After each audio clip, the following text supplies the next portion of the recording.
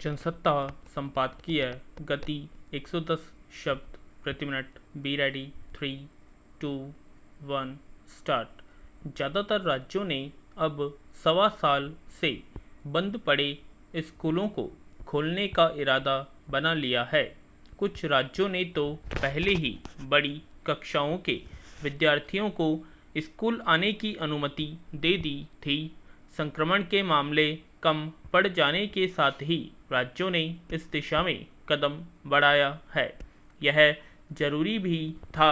राजस्थान, ओडिशा, हिमाचल प्रदेश, गुजरात, मध्य प्रदेश, छत्तीसगढ़, बिहार, पंजाब आदि राज्यों में इस हफ्ते स्कूली गतिविधियां जोर पकड़ने लगी।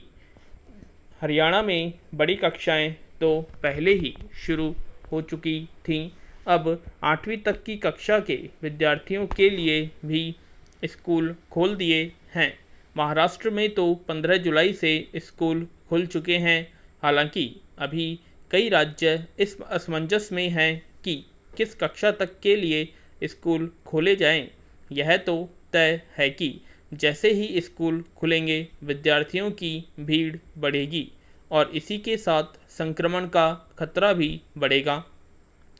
पूर्णबंदी खत्म होने के बाद चरणबद्ध तरीके से काफ़ी हद तक प्रतिबंध हटाए जा चुके हैं। दफ्तरों से लेकर बाजार तक खुल गए हैं।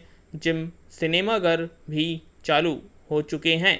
ऐसे में स्कूलों को अब और लंबा वक्त देना बंद करना हो तो संभव ही है, न ही व्यवहारिक। पैरा। पिछले सवा साल के दौरान घर से पढ़ाई ने बच्चों पर काफ़ी असर डाला है। पहली कक्षा से लेकर 12वीं तक की पढ़ाई ऑनलाइन चलती रही। यह मजबूरी भी थी। पिछले एक साल में देश को जिन 2 घातक लहरों का सामना करना पड़ा उसमें जान बचाना ही सर्वोपरि था। इसलिए घर से पढ़ाई के तरीके को विकल्प के रूप में आजमाया गया। हालांकि ऑनलाइन कक्षाओं और परीक्षाओं का प्रयोग बहुत हद तक कामयाब नहीं कहा जा सकता। ज़्यादातर लोगों के पास ऑनलाइन शिक्षा के बुनियादी साधन जैसे स्मार्टफोन, कंप्यूटर, लैपटॉप और इंटरनेट आदि है ही नहीं। ऐसे में विद्यार्थियों का एक बड़ा हिस्सा शिक्षा से वंचित भी रहा। ऐसे विद्यार्थियों की तादाद भी कम नहीं होगी जो आधे अधूरे मन से ऑनलाइन व्यवस्था को अपनाने के लिए मजबूर हुए। ऐसा ही बड़ा वर्ग शिक्षकों का भी है जिसे ऑनलाइन शिक्षा का पहले कोई तजुर्बा नहीं था। इसलिए पिछले सवा साल से जिसने जैसी भी पढ़ाई की वह गुणवत्ता के पैमाने पर स्कूल जाकर की जाने वाली पढ़ाई की तुलना में कमतर ही साबित होगी। बिना परीक्षा के अगली कक्षा में चढ़ा देना जैसे फैसले भी इसलिए करने पड़े ताकि बच्चों का भविष्य खराब न हो। इसलिए अब स्कूल खुले और सही तौर पर पढ़ाई का सिलसिला शुरू हो। इससे बेहतर हो ही क्या सकता है। पैरा। अब और सावधानी की ज़रूरत पड़ेगी क्योंकि तीसरी लहर को लेकर लगातार चेतावनियां आ रही हैं। ऐसे में स्कूलों में बचाव के पुख्ता बंदोबस्त नहीं हुए तो लेने के देने भी पड़ सकते हैं। कक्षाओं में सारे बच्चों को 6 फीट की दूरी पर बैठाना, लंबे समय तक मास्क पहनना, बार बार हाथ धुलवाना कठिन काम है। इसलिए छोटे छोटे समूह में बच्चों को बुलाने के इंतज़ाम हो जाएं तो खतरा कुछ कम किया जा सकता है। हालांकि भारतीय आयुर्विज्ञान अनुसंधान परिषद ICMR ने प्राथमिक स्कूलों को पहले खोले जाने की सलाह दी है। इसके पीछे वैज्ञानिक दलील यह है कि कोरोना विषाणु जिस एस रिसेप्टर के जरिए कोशिकाओं से जुड़ता है वह बच्चों में कम होता है। इससे छोटे बच्चों में कुदरती तौर पर खतरा कम रहता है। चौथे सीरो सर्वे से इसकी पुष्टि हुई है। जो हो, स्कूलों को खोलने से पहले बच्चों की पूरी सुरक्षा सुनिश्चित होनी चाहिए ताकि और बड़ा संकट खड़ा न हो जाए। पैरा, सरकारी महकमों में खाली पड़े पदों पर समय से भर्तियां न हो पाने के कारण उनके कामकाज पर पड़ने वाले असर को लेकर अक्सर शिकायतें की जाती हैं, मगर सरकारें पैसे की कमी का हवाला देते हुए उन्हें भरने में असमर्थता जाहिर करती रहती हैं। कहाँ तो बढ़ती आबादी और सरकारी महकमों पर काम के बोझ के अनुपात में नई भर्तियों की गुंजाइश बनानी चाहिए, पर जो पहले से स्वीकृत पद हैं उन पर भी सेवानिवृत्त हुए लोगों की जगह भर्तियां नहीं की जाती। इससे देश में बेरोजगारी से पार पाने की योजनाओं का अंदाज़ा लगाया जा सकता है।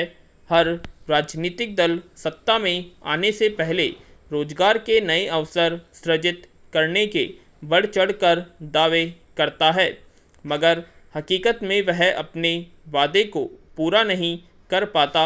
इसी का नतीजा है कि हर सरकारी विभाग में बड़ी संख्या में पद खाली हैं।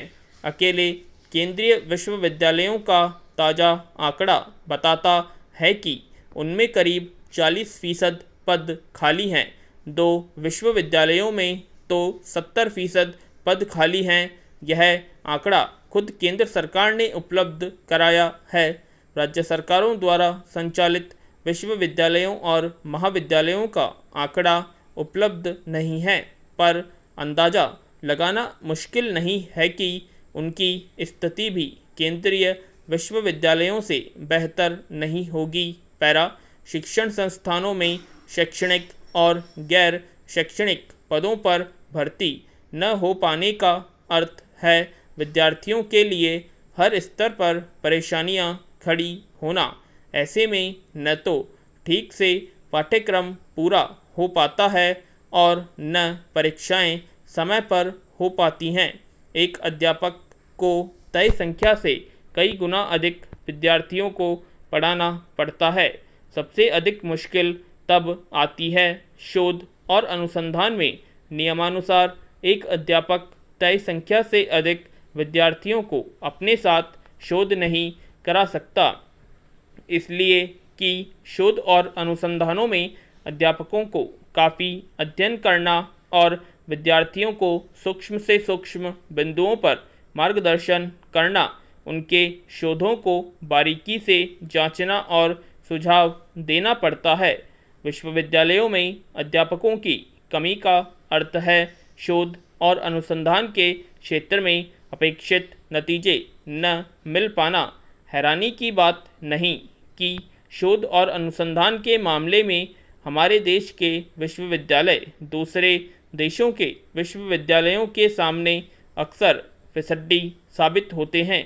शैक्षणिक संस्थानों में खाली पदों पर भर्ती को लेकर गंभीरता न दिखाने से यही संकेत जाता है कि सरकार उच्च शिक्षा, शोध और अनुसंधान आदि को लेकर संजीदा नहीं है। पैरा, इधर काफ़ी समय से खाली पदों को भरने के बजाय विश्वविद्यालयों में बड़े पैमाने पर तदर्थ संविदा और अतिथि अध्यापकों के सहयोग से शैक्षणिक कार्य पूरा कराने का प्रयास किया जाता है।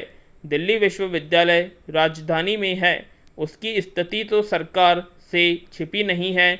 इसका अध्यापक संघ लगातार खाली पदों को भरने की मांग करता रहा है, मगर स्थिति यह है कि इसमें सर्वाधिक पद खाली हैं।